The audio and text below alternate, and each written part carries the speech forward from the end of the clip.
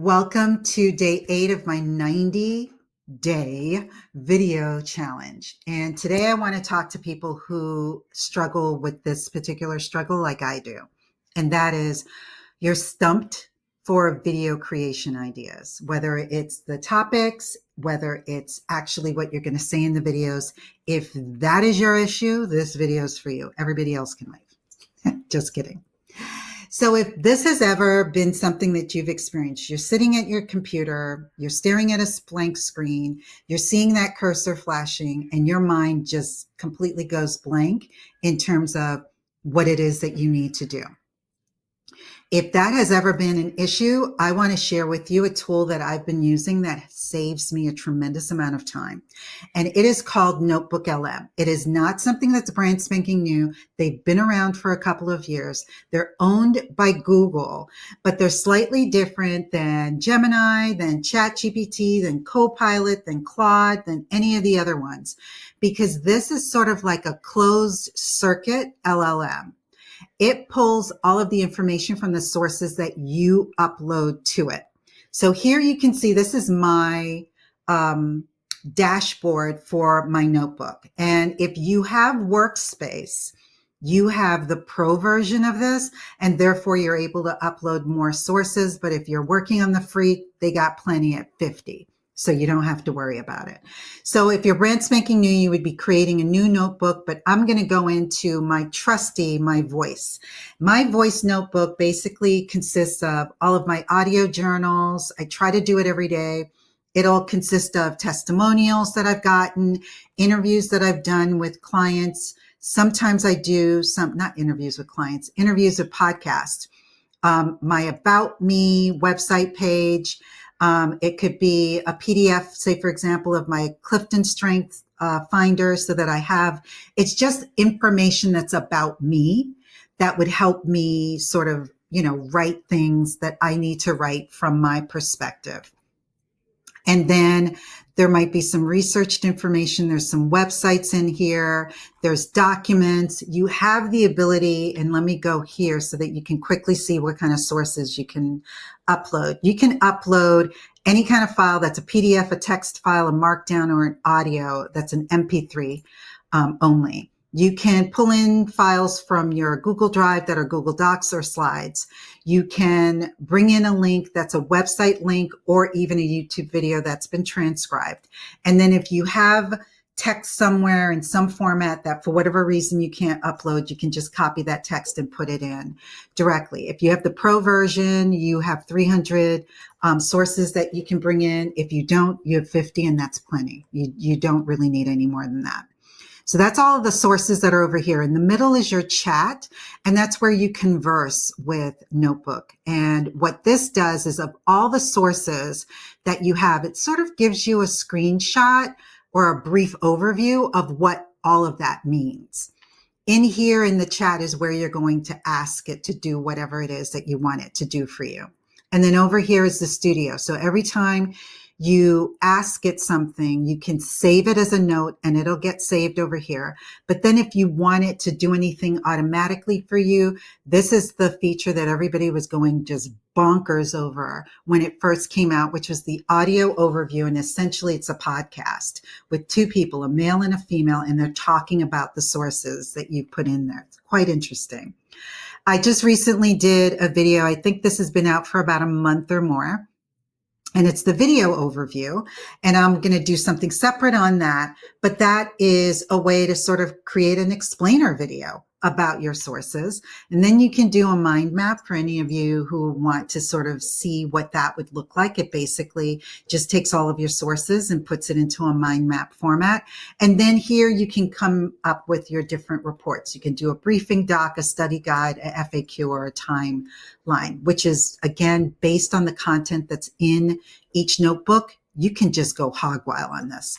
But I wanted to show you how I brainstorm ideas or video scripts. So I could actually, I think I have, this is a script that I'm asking it for, but you can do the same with what are some interesting video topics that I can create This is the target audience. This is why I'm doing it. This is where I'm going to be using this information. You just, when it comes to prompting, you're just giving it as much information as you can possibly give it so that it can spit out the right information back. So we're just going to post that, and just so that you can see, I'm asking it to act as a YouTube expert to draft a script based on how to use NotebookLM to brainstorm video ideas. This is an informational rather than an instructional video. And I want the takeaway to be beneficial, the beneficial ways that NotebookLM can take them from the blank page to creating an engaging script in no time. Open up the video with memorable hook. I could put in parentheses what an example of a hook is, or I can see if it's going to figure it out on its own, and then proceed to provide the needed information to prove Notebook is a worthy tool, and then end the video with an appropriate action, call to action for the next logical video to watch after viewing this one. I can take this and do the same in Gemini, which I did.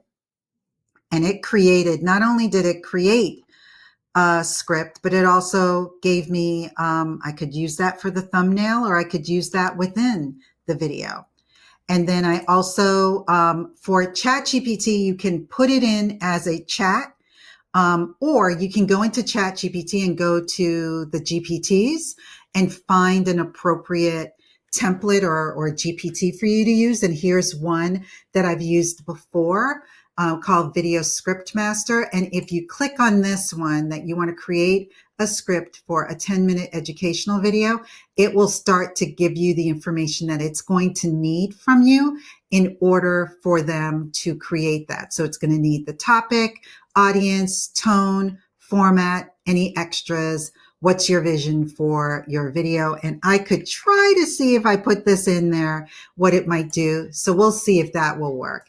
And then for Claude, I did the same thing. I put in the same prompt that I did to Notebook and to Gemini, and it created this information. But if you want to see the script, you'd have to click on there, and then you can see the script from here. So you can do this regardless, but I just prefer Notebook because it's taking it from my own words. That's the main reason. You can use this prompt across the board, but I like it because it's using information that I've provided to it already. So again, let's see how this opens. Ever stared at a blank screen, desperately trying to come up with your next great video idea? And it goes on. So what I would do is I would continue to read through this. And then typically, this is a long script. Typically, I would copy this and then I would go and open up my docs.